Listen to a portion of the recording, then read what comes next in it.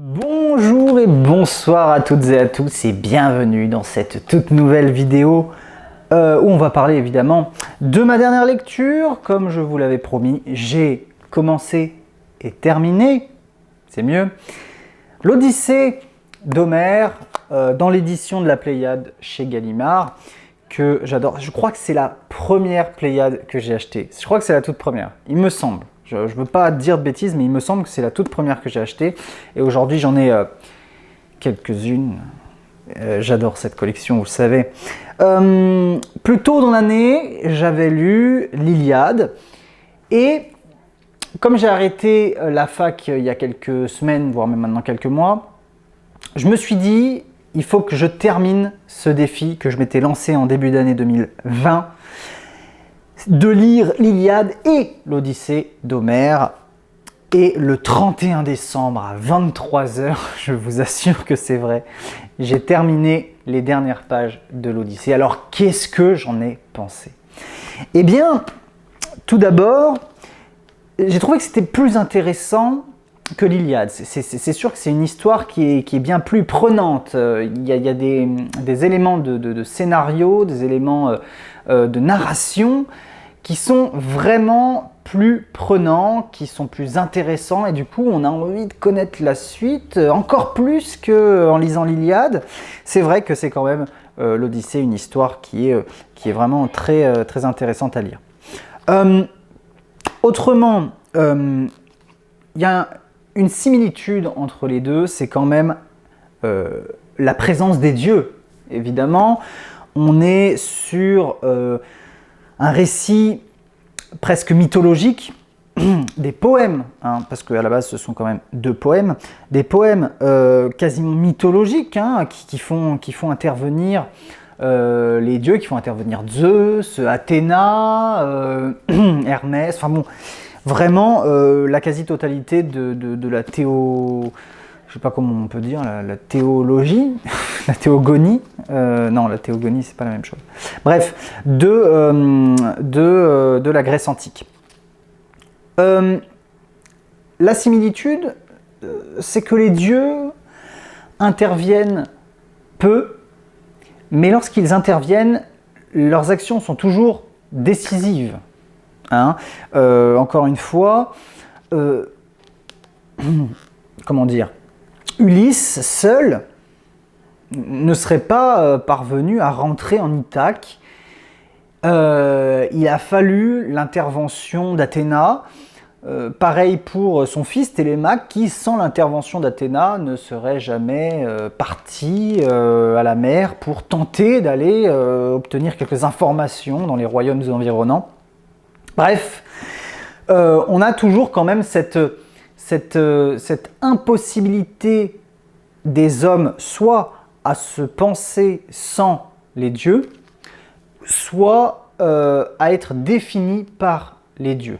Alors, c'est pas vraiment, parce que j'ai écouté beaucoup de podcasts après sur toute la légende homérique, et c'est vrai que à maintes et maintes reprises, j'ai entendu que non, les dieux ne font pas tout, n'agissent pas, ne sont pas omniprésents. C'est vrai, ils ne sont pas omniprésents. Pour autant, si on prend les passages décisifs du récit, un dieu est à l'origine de l'action qui offre la suite du récit, si vous voulez. Donc, ok, c'est vrai, ils ne sont pas omniprésents, mais ils sont profondément décisif. Autrement, l'histoire est vraiment très très intéressante, il faut le dire, comme je l'ai dit au tout début, c'est très prenant. Donc c'est l'histoire d'Ulysse, enfin de Télémaque et de Ulysse, conjointement, puis jusqu'au moment où ils se retrouvent. Télémaque qui est le fils d'Ulysse. Il faut rappeler qu'Ulysse est parti à la guerre, à Troie, dans l'Iliade, et a laissé sa femme Pénélope, son fils, son père, Laërte, en Ithaque. Et donc, après cette guerre, ils sont plus ou moins tous rentrés, et puis, sauf Ulysse, quoi. Ulysse, il n'est jamais rentré dans son pays natal.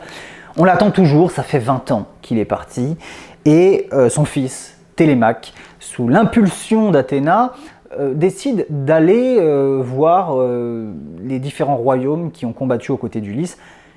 pour savoir s'ils savent quelque chose, s'ils ont des informations, s'ils ont vu de leurs yeux son père mort au combat ou quelque part d'autre. Et finalement, il rentre un peu bredouille. Les gens n'ont pas d'informations sur Ulysse. Ils disent très bien que Ulysse était vivant à la fin de la bataille, il est reparti sur son bateau, et puis c'est tout, quoi. Conjointement à ça, on a la version d'Ulysse. Ulysse qui est, pendant ce temps-là, prisonnier chez Calypso, il me semble, si je ne dis pas de bêtises, parce qu'il ne faut pas non plus que je confonde les noms. Qui est rendu prisonnier par une déesse, il me semble que c'est une déesse, sur une île. Et cette déesse le nourrit, le chérit et veut absolument qu'Ulysse devienne son mari. Mais Ulysse, lui, il veut simplement rentrer chez lui. Pareil, sous l'impulsion d'Athéna, il va construire un radeau et partir de cette île sans vraiment trop savoir ce qui va lui arriver, puisque déjà il a connu énormément de malheurs. Ulysse arrive tout de même, après de nombreux jours on va dire presque de dérive, à rejoindre une côte civilisée, je dirais presque, avec le peuple de Nausicaa. Il se retrouve sur cette plage nue face à Nausicaa qui est venu, pareil, sous l'impulsion d'Athéna, voir ce cher Ulysse qui a besoin d'aide, et à partir de là va débuter le retour d'Ulysse, cette rencontre avec ce peuple, l'échange d'informations, c'est-à-dire c'est à ce moment-là qu'Ulysse va raconter tout ce qui s'est passé entre la fin de la guerre de Troie, voire même la fin de la guerre de Troie, jusqu'à son emprisonnement, si vous voulez, dans cette île. Il arrive à partir avec l'aide de ce peuple, et il arrive à arriver en Ithaque. Et là commence une deuxième partie du récit, c'est-à-dire qu'il va devoir essayer de reprendre son trône, si je puis dire, puisqu'en fait, pendant ces 20 ans d'absence, sa femme Pénélope s'est faite courtiser par de nombreux prétendants, et se fait toujours courtiser par de nombreux prétendants qui veulent absolument prendre sa place. Et Ulysse est changé physiquement par Athéna pour éviter que tout le monde le reconnaisse et pour éviter qu'il y ait un trop gros emballement à son sujet. Et donc, Athéna le change physiquement, et il va pouvoir comme ça observer ce qui se passe en Ithaque, et plus précisément encore chez lui, dans son manoir, avant de passer à l'action et de reprendre sa place. Évidemment, Télémaque est dans la confidence. Athéna a permis à Ulysse de se montrer à Télémaque sous son vrai visage, sous le visage de son père. Et donc Télémaque sait qui il est, il sait que c'est son père. Et donc il est comme ça, lui aussi un peu observateur, même s'il a quand même un certain pouvoir dans le manoir face aux prétendants. Il ne risque rien, hein, il reste quand même assez en retrait, et il attend que son père daigne bien lancer l'offensive. C'est là que on commence à avoir une Pénélope qui, sous l'impulsion encore une fois des dieux, va laisser les prétendants s'essayer à diverses choses pour essayer de conquérir son cœur, et finalement c'est Ulysse qui réussit à bander son arc. Évidemment tous les autres ne réussissent pas. Et puis c'est plus ou moins à ce moment-là qu'Ulysse décide de littéralement tuer tout le monde dans un bain de sang exceptionnel. Et c'est ça aussi qui m'a assez frappé, c'est qu'en fait, à partir de ce moment-là, on n'a plus vraiment le même Ulysse. Jusqu'à la fin du récit, jusqu'au dernier vers, on sent qu'à partir de ce moment-là, Ulysse bascule dans une folie meurtrière certes, mais dans une folie tout court. Il devient complètement fou. Il arrive à tuer les prétendants, il arrive à retrouver Pénélope et à récupérer son manoir, si vous voulez, à récupérer sa vie d'avant, mais au prix de nombreux problèmes psychologiques, je trouve, au prix de nombreux problèmes psychologiques, au vu aussi, à la vue de tout ce qui s'est passé avant, hein, bien sûr, son odyssée à lui l'a emmené à la folie. Donc j'ai trouvé vraiment ça passionnant. C'était vraiment super intéressant. J'ai lu l'Iliade et l'Odyssée. Je vous avouerai qu'il y a quelques années, je ne pensais pas que c'était possible. Putain, tout ça là, c'est quand même gros. Combiner les deux en version Pléiade, il y a presque 1000 pages, un petit peu moins, je pense entre 800-900 pages, je crois. Et je me disais non, mais c'est de la folie, c'est quelque chose que j'arriverai jamais à lire. Et pourtant, j'y suis arrivé, j'ai lu l'Iliade plus tôt dans l'année. Et là, pour terminer 2020, il fallait que je lise l'Odyssée. J'ai terminé de lire l'Odyssée. On va pouvoir passer à autre chose, à de nouvelles lectures. Dites-moi en commentaire si vous avez lu l'Odyssée et qu'est-ce que vous en avez pensé. Dites-moi un petit peu votre ressenti à la lecture. Dites-moi ce que vous avez pensé de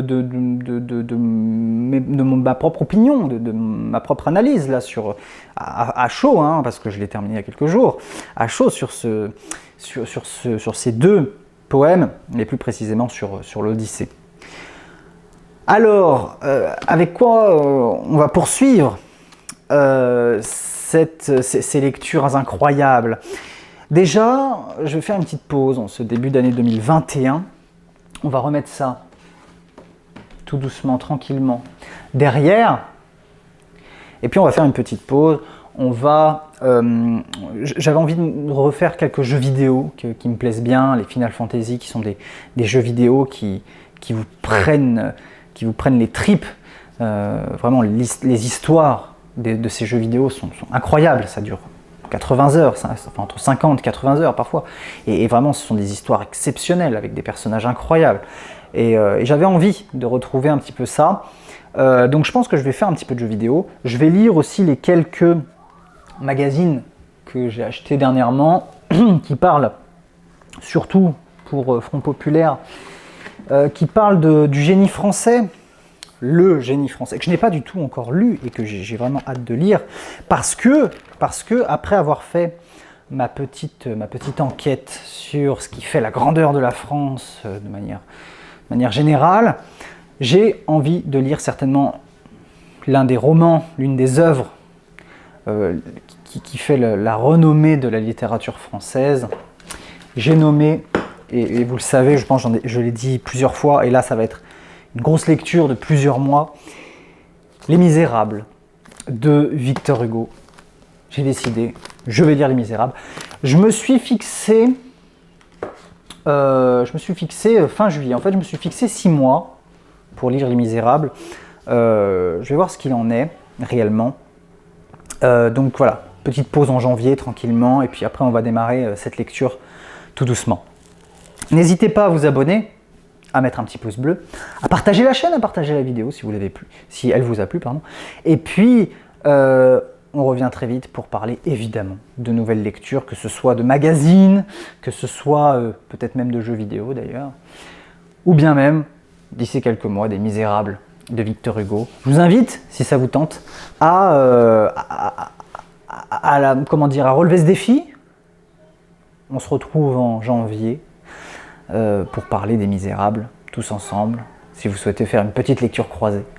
Ça peut être intéressant. Je vous fais des gros bisous, je vous dis à très bientôt. Ciao, ciao.